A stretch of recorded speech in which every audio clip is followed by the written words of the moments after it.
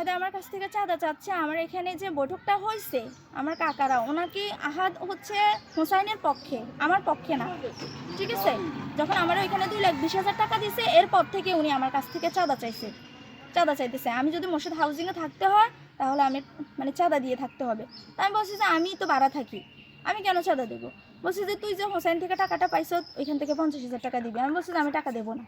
এরপরে উনি বলতেছে যে টাকা দিতেই হবে।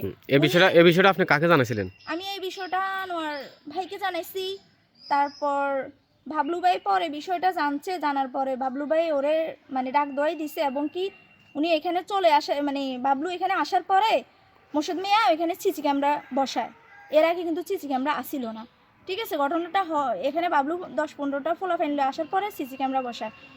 উনি আমি ওনারের টাকা না দেই গিয়ে বইলা উনি আমার মানে বাসার মধ্যে ওনার ওয়াইফরে বায়ুর বউ, তারপর ওনার ভাইয়ের বউ থাকে 4তলায়, ইসমাইলের বউ, ঠিক আছে।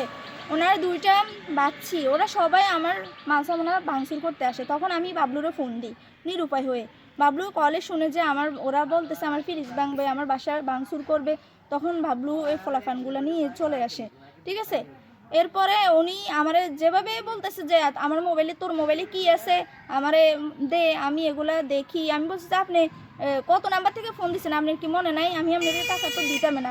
তুই তো টাকা দিবি, তোর থেকে টাকা কিভাবে বের করতে হয় আমি এটা জানি, ঠিক আছে। এখন উনি এটা বলতেছে যে কি উনি আবার কি করছে, ওনার ওয়াইফের নাম্বার থেকে, মানে ওনার নাম্বার থেকে আমি আবার ওনার ওয়াইফ থেকে 1,000 টাকা পাই।